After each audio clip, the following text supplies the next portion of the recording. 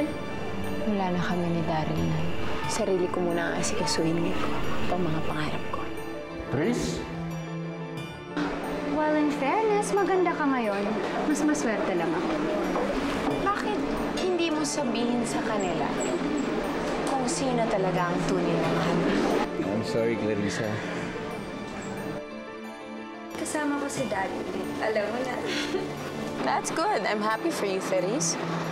Ngayon, kung ako sa'yo, i-enjoy mo lang lahat ng mga oras mo kasama si Daryl ngayon. Because I'm telling you, it's all about to end.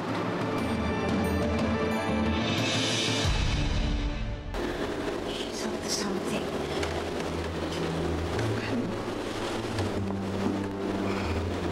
Ikaw naman masyado mo nang pinag-iisip yung babae niya. Sino ka ba? Di ba isang ganda mo? So, ano magagawa niya kung ano man yung mga planuhin niya sa'yo? Walang kwenta babae. She's nobody. Isipin mo.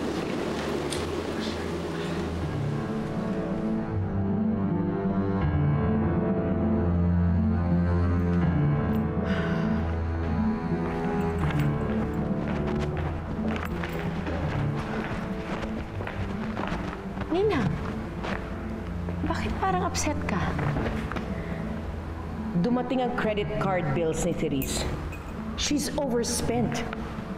Hindi naman niya ginagawa ito dati. And she's spending in men's stores? Actually, Ninang, that's the reason why I went here. Kailangan kitang kausapin tungkol kay Therese.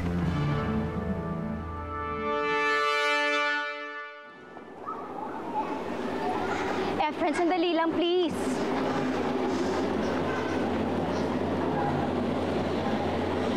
May papakiusap sana ako sa'yo.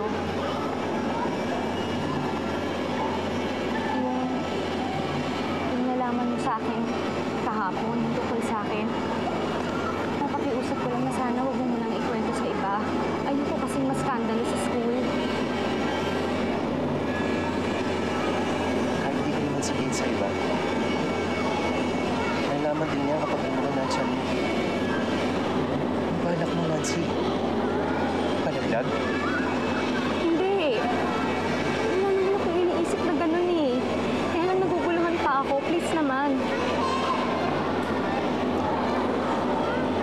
Nancy, hindi lang ako yung nakakita na nangyari sa'yo dito sa school. Maraming posibleng makaalam na nangyari sa'yo.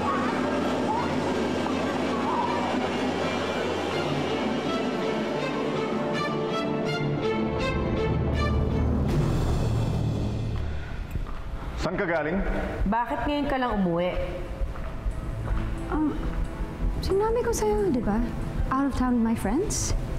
You're lying, Therese. Sinabi na sa amin ni Clarissa ang lahat. You were with Darren Revilla. You're going out with him. I mean, of all people, Mom, nagsinungaling yan si Clarissa. Galit sa akin yan eh. Natural sisiraan niya ako. Of course not, Therese. Nagmamalasakit nga ako sa'yo eh. Especially kay Ninong at kay Ninang. Kasi alam ko na ginagamit ka lang ni Daryl para paghigantihan niya ang pamilya ninyo. Such a liar. Alam mo, galit ka lang sa akin dahil hiniwalayan ka ni Daryl because of me. Inggit ka lang eh. Therese, that's where you're wrong. Ako ang nakipaghiwalay kay Daryl. Dahil sinabi niya sa akin na gusto lang niya maghiganti kay Ninong Ralph. Ngayon, you have to wake up to reality. Ginagamit ka lang din niya, tulad ng gusto niyang gawin sa akin. Baka sinungaling mo talaga? Clarissa!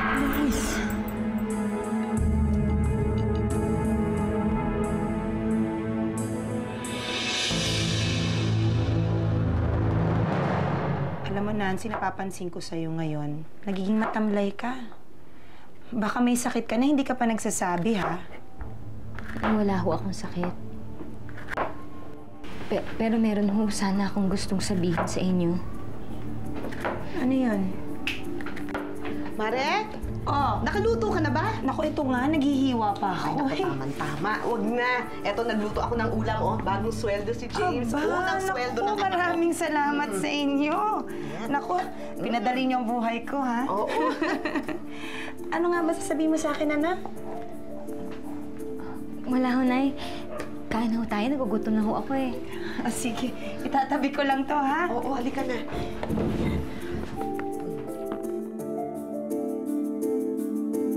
Stop it, Tris! Huwag mong sirain ang buhay mo para lang sa lalaki yun. Maraming iba dyan. Huwag lang siya.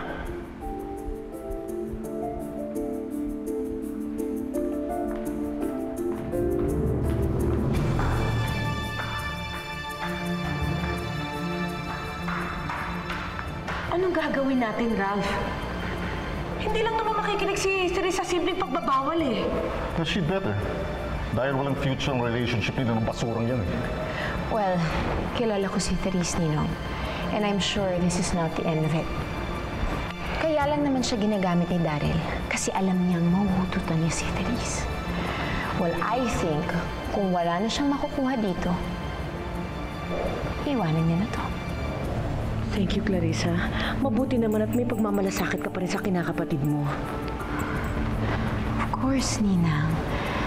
Eh, para kung na kayong tunay na pamilya.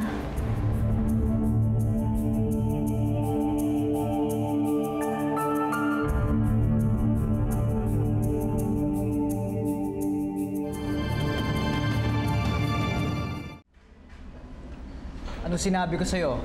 Ayos talaga tong investment natin eh. MLM is not just a pyramiding scheme. Kaya nga eh. Alam mo, tama-tama lang na lahat ng pera ko ay ininvest ko sa inyo. Diba? Here's your check. Eh di ba you still have Therese pa naman? Kayang-kaya ka na buhayin nun. Alam mo pare, nagulat talaga ako sa ginawa mo. Akala ko si Clarissa talaga yung mahal mo eh. Ang lakas ng tama mo doon, pare. Alam mo pare, aanin ko si Clarissa. Diba? Eh kung magugutom naman ako, diba? Let's face it pare, si Therese ang meron ngayon. So, aanin ko si Clarissa, di ba? Eh kay Therese, lahat ng kakailanganin ko, lahat ng gusto ko, pwede ko makuha. Pera o kung ano pa man. Sigurado ka? Daryl, bro, kilala kita. Kunyari ka lang babaero, pero alam ko naman, romantiko ka talaga. Romantiko? Sige, sabihin na nating romantiko ako, pare. Pero aning ko yung pagiging romantiko ko kung gutom naman ako. Diba? So, hindi ko kakailanganin yun. Tsaka unang-una, pare, hindi ko makakalimutan yung ginawa sa akin ni Clarissa.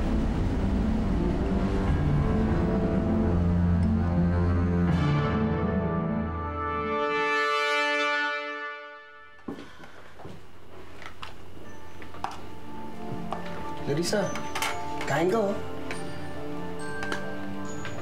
Hindi, sige, magpapahinga na lang ako.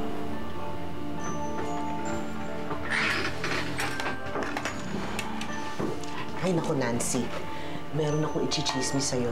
May nasagap ako doon kasi naglalabaho kala Mrs. Ramos. Yung anak no, nag-aaral sa school nyo. Eh, meron daw teacher na nabuntis doon sa school nyo, ha. Dalaga pa naman daw, Mari. Kakahiya yun. Skandalong malaki. Di ba, Nancy, pwedeng matanggal sa trabaho yun? Pag ganun? Hoy, Nancy. Nancy, kinakausap ka ng nanay Melly mo. Pasensya na po. Pagod ho kasi ako eh. Magpapahinga ho muna ako. Nay Melly, maraming salamat huli sa pagkain.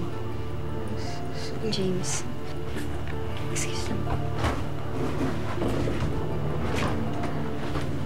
Mari, ano ka nangyayari doon?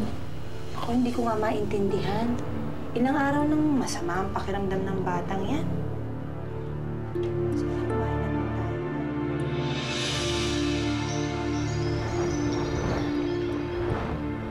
Therese, baby. I'm so sorry. But you have to understand, we're doing this for your own good. Pinoprotektahan ka lang namin sa mga maaring manloko sa'yo.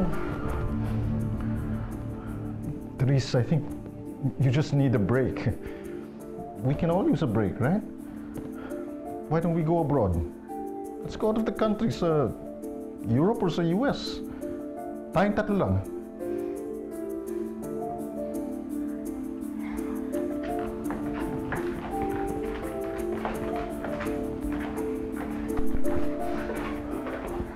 Therese, honey. Please don't do this to yourself. Please don't do this to us. Therese will give you anything you want, baby. Just promise na hindi ka na makikipagkita sa Daryl na yun. Mahal na mahal ka namin. Ayoko makitang ginagamit ka lang ng ibang tao para lang saktan kami. Para saktan ako.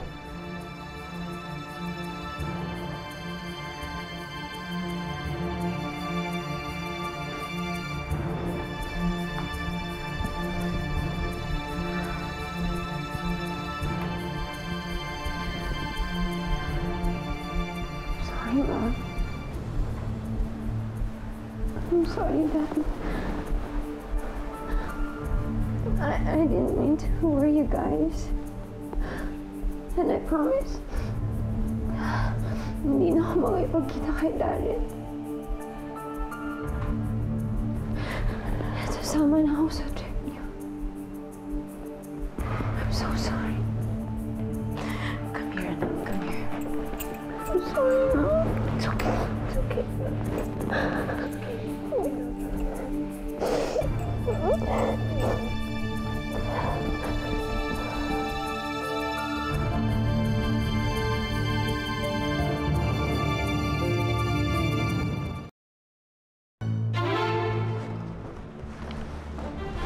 Anong ginagawa mo dito? Alam ko kung anong ginagawa mo. You're trying to sabotage my marketing campaign. Sinasabi ko na sa'yo, hindi ka magtatagumpay. Ano ba pinagsasabi mo? Why should I care about that stupid plan of yours? Pwede ba? Huwag ka na magmaang-maangan. Sinabi na sa akin ni Janice ang lahat. Alam mo ikaw, sa susunod, kung kukuha ka ng kasabot mo, make sure na hindi siya babaliktad sa'yo. Mom, if you think you can bring me down, think again. By the way, nakapag-impake ka na ba? Kasi balak ko sana mag-move in by the end of the month. Ngayon, ang request ko lang, sana wala ng mga basura mo by then.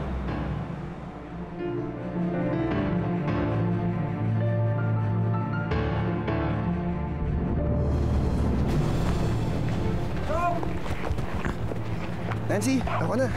Hindi, okay lang. Kaya ko naman eh. Hindi, sige na ako na. Baka sumama ulit yung pakiramdam mo eh. Hatid lang kita kahit hanggang doon sa tricycle. Ako na. Ano ba nakain mo at parang pinapansin mo yata ako ngayon? Hindi naman no. Ano naman, dami niyan. Tulungan na kita. Sige na. Tsaka, nasan ba yung lagi naghahatid sa'yo, yung manliligaw mong si Sir? Saan ba ngayon yun? Busy eh. Exams kasi ngayon. Tsaka ano ba pakialam mo? Ito naman, sungit mo naman.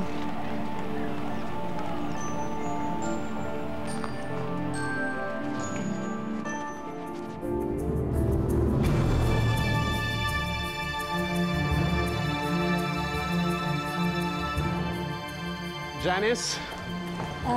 Yes, Arlene? Ano ba yan? Bakit mo sinabi kay Clarissa yung plano natin? Ha? Ano, sumisip-sip ka sa kanya? Sir, ano ba ibig sabihin? Hindi ko po alam yung sinasabi niyo. Don't you dare deny this. Alam niyang may plano ako para sabotahin yung campaign niya. Okay? Sir, maniwala po kayo pero hindi ko kayo binuko kay Clarissa. So, sino nagsabi sa kanya? Dalawa lang tayo nakakaalam nun. Hindi ako. Sino, ha? Sir, hindi rin po ako. Hindi po ako.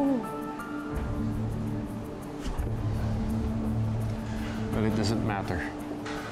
Now she knows. And too bad for you. I don't trust you anymore. You are on your own. Sir,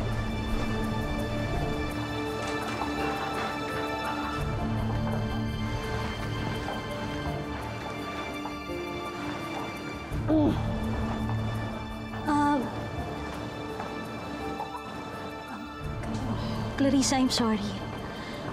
Natakot na ako kay Sir Nick kaya pumayag ako. I'm sorry, Clarissa. Well, we'll see after the meeting.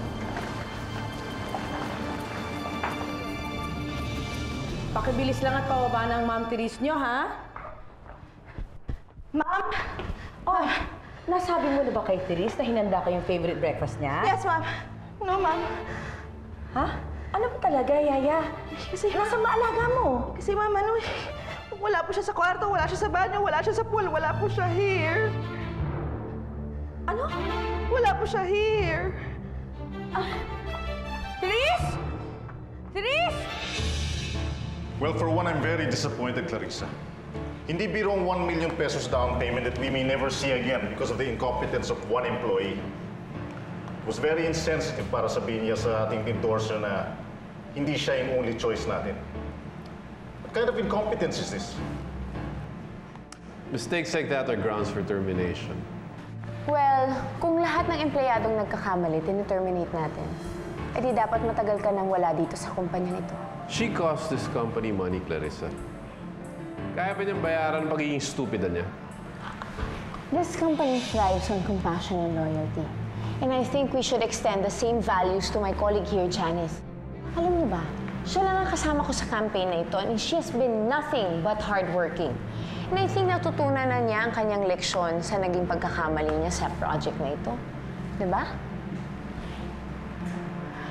And as for the money, I think we need to get in touch with Attorney Sihoko and discuss the details of Miss Diane Rojas' account.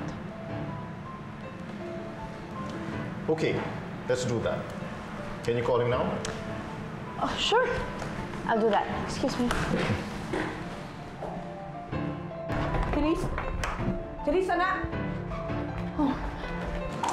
Nick, I need you to work with Clarissa on this 100%. We're too far on this project already. Kailangan talagang we have to push this.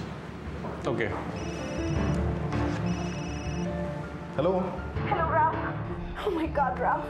She's gone! Wala dito si Therese. Oh my God, anong gagawin natin? Your daughter's gone! Monino, calm down. Hahanapin natin si Therese. Daryl? Daryl?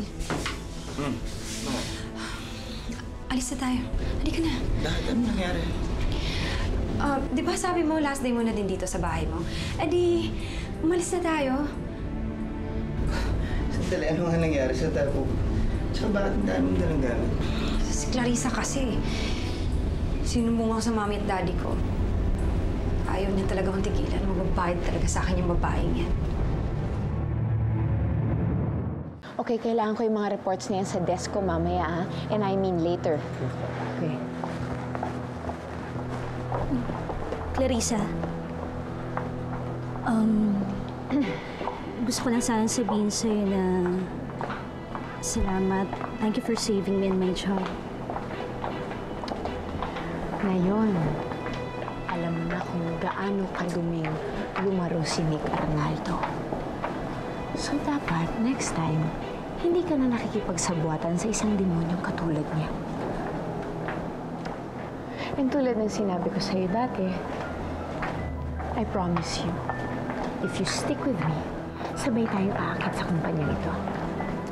Alam mo, Clarissa, may kailangan pa akong sabihin sa'yo tungkol sa sales projection. Mali yung nakuha mong report. What? Paano magiging mali yun? Eh, galing pa yun sa statistics department, di ba? Valid yung binigay ko sa yung figures. Kung hindi matutuloy yung endorsement na plinano natin, malulugi yung kumpanya sa production cost pa lang. With Diane Rojas, valid din, pero mas malaki yung chance ma-achieve natin yung projection considering na magagawa natin ng tama yung merchandising and promotional scheme na plinano natin. That's the reason kung bakit kontra si Sir Nick na kunin si Diane maging endorser. Okay. Ito ang gagawin natin. Makikipag-set up ulit tayo ng meeting with Diane Rojas. And this time, kailangan natin ng commitment mula sa kanya. We will do whatever it takes.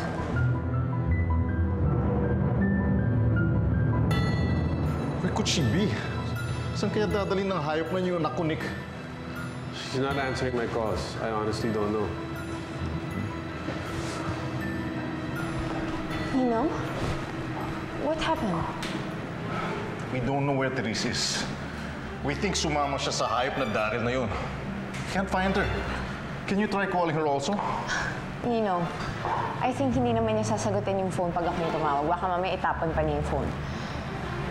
Ninong, I suggest you just cut off all her cards and even freeze her accounts.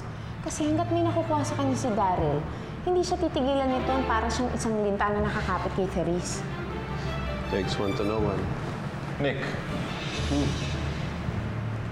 Look, I have to go home. I have to be with Monina. Kayo nang bahala dito, ha? And talk to Attorney Seoko for me.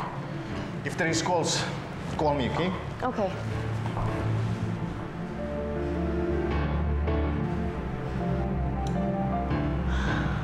Ibang klase ka rin naman, Nick. May damit pa nga ako. Hinuburan na ako sa isip mo.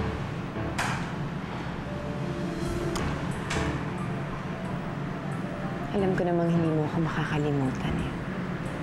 Pero kawawa ka naman. Kasi hanggang sa pantasya mo na lang ako matitikman.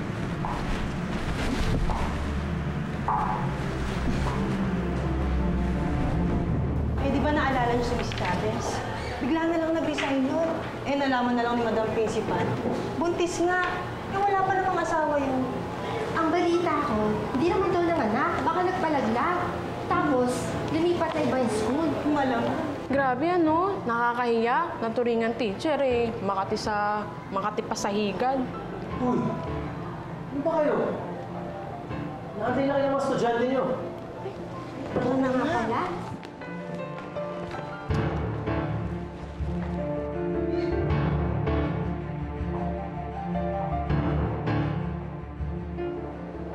Efren, akala ko ba nagkaintindihan tayo? Na hindi mo muna ipagsasabi sa iba. Nancy, wala akong pinagsabihan. Naiintindihan ko naman kung galit ka sa akin eh. Hindi ko naman sinasadyang paasahin ka. Hindi ko naman alam na mangyayari to. Hindi ko naman alam na magkakaganito eh. Pero sana hindi mo muna pinagsabi kasi importante sa akin itong trabaho ko. Huwag mo akong pagbintangan, Nancy. Wala akong pinagsabihan. Hindi nga ako nakikisali sa mga chismisan dito eh. Kaya pwede ba? Tigilan mo na ako.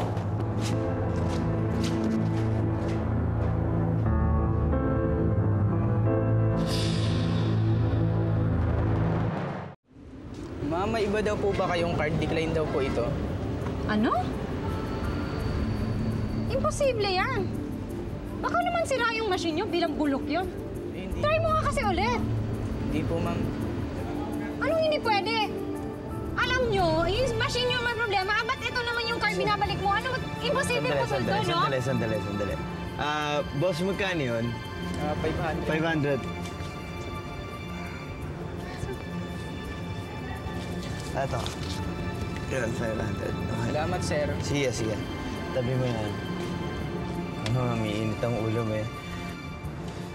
Ano ba? Puro credit cards lang ang dala mo? Wala ka man dalang cash?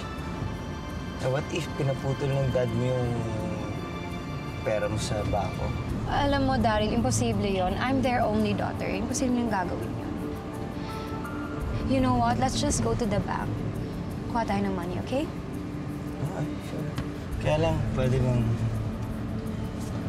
isang kiss lang?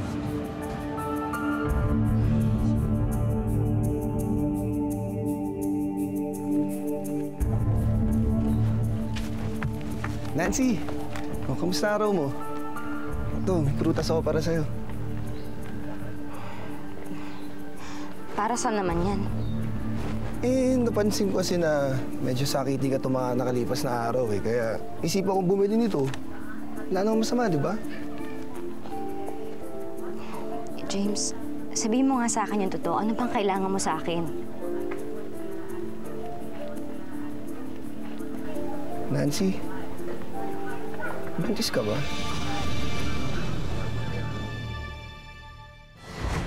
Layo ako! Hayop na! Hayop ka, demonyo ka! You have to do something, Ralph. You have to find our daughter. Ano, Frozen? Eh, pera ko yung nasa account na yun eh. Wala kang karapatan or my parents to do that. Your parents have influence, and they control the shares in this bank.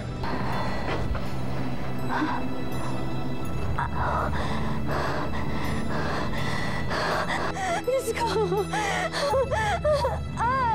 Ikaw! Ikaw ang may kasalanan dito! Anong ginagawa mo dito? Umalis ka na dito! Lumayas ka na dito! Baby ko. Yung baby ko. Kamusta yung baby ko? Nay. Kaya kong abutin ang langit. Gagawin ko ang lahat hanggang sa makamit ang pag-ibig mong pinakamimithi. Huwag mo nang iwan ang puso kong sawi. Anong magagawa upang itama ko ang aking mali? Ngayon'y nagsisisid, nagdarasal.